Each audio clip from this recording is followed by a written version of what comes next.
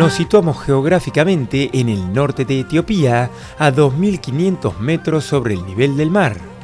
Con cerca de 15.000 habitantes, Lalibela no es un simple poblado. Su aspecto rural alberga a uno de los principales centros religiosos de todo el país. We are in Lalibela, one of the group of Lalibela. Sure. We are now actually, in one of the rock churches of Lalibela, but I think it's very important to give you some highlights about Lalibela churches and the history of Lalibela himself, just before we get to the church itself, because Lalibela was one of the second important permanent capital city in the history of Ethiopia, next to Aksum.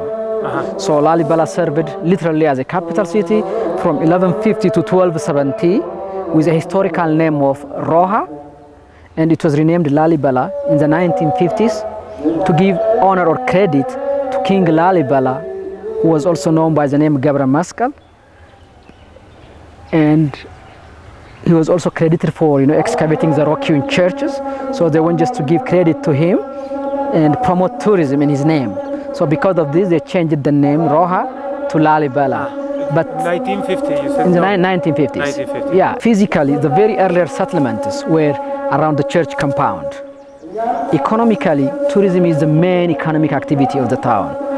And so the churches are the main source of tourism. They pulled pilgrimage as well as foreign tourists toward them.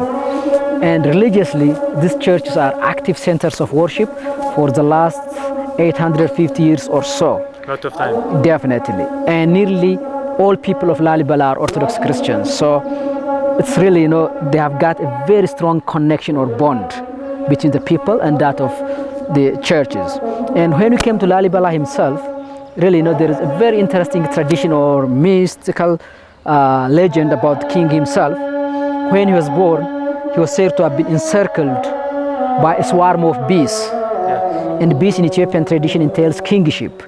His mother saw that incident and gave him the name Lalibela, a combination of two words in the Agaw language. Lal means honey. So literally Lalibela means the one who eats honey. And the reigning king at the time was his elder brother. He became jealous of him and was said to have been wanted to eliminate him through poisoning. But the poisoning did not kill Lalibela, rather it casts him into a deep-like sleep for about 3 days.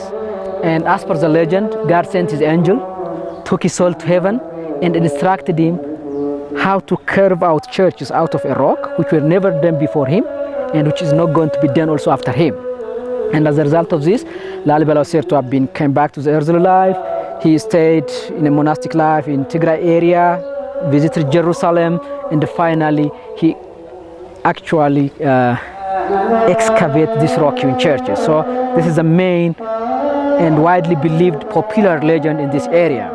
And when we came to actually, even the physical existence of the church of Lalibela, by the way, the main motive or objective of excavating the rock-hewn church of Lalibela is to replace the earthly Jerusalem, or just here, in the highlands of Africa. The travel to Jerusalem impressed him. Definitely. And so because of this, people refer the church of Lalibela as the second Jerusalem. Second Jerusalem. And also, of course, some people also call it like, African Petra, like that. Yes. But basically nowadays, Lalibela is one of the main pilgrimage site for the Ethiopian Orthodox Christians. And coming to its architecture, these churches are totally different from modern building. They were curved from a living rock from top to bottom. So from the surface, they excavated in the stone. Definitely. You see, this is And gave the shape. Yes. All in the original stone. Sure. Just it's from a single piece of stone. That's a word. That means Single like, piece. they have a surface. Yes. So they first trace the parameter Yes. The outside. of the structure for the Yes. main building. Then they chiseled it to the ground. They separated the main structure from the church from the living rock or mother rock. Exactly. Then they hewn the interior part, and finally they refined and ornamented the exterior part. So it is from top to bottom and exterior to interior excavation. They used hand axe, chisels, and different type of blades. So you can imagine, there might be thousands of labor force used for chiseling all these 11 rock-hewn churches. And as per church tradition, it took 24 years to excavate the whole 11 churches that are clustered into 2 main groups and a separate church, St. George. How many are then totally? 11? We have 11 rock-hewn churches. Yes. In the northern group, or the very first group, we have 6 churches named as Beta Madahniala, or the house of the Savior of the world, Beta Mariam, the house of Mary, Beta Denagal, the house of the virgins, Beta Mescal, the house of the cross, and then we do have Beta Debrasina and Golgotha, which is actually the house of Mount Sinai and Golgotha together. This makes 6 churches in the very first group. Yes. Then in the second group we have got 4 churches. Yes.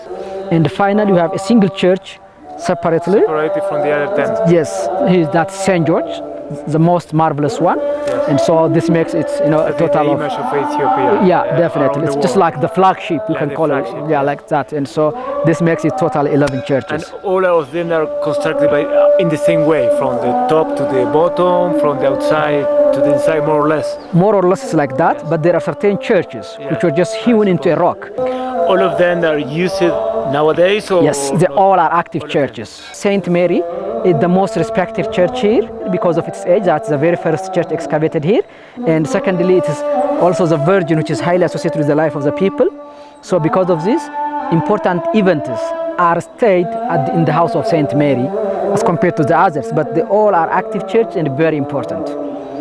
And so they are not actually like museums, and so you can see people here coming in the morning, in the daytime, just like this, on Sundays, so they all are practicing their religion.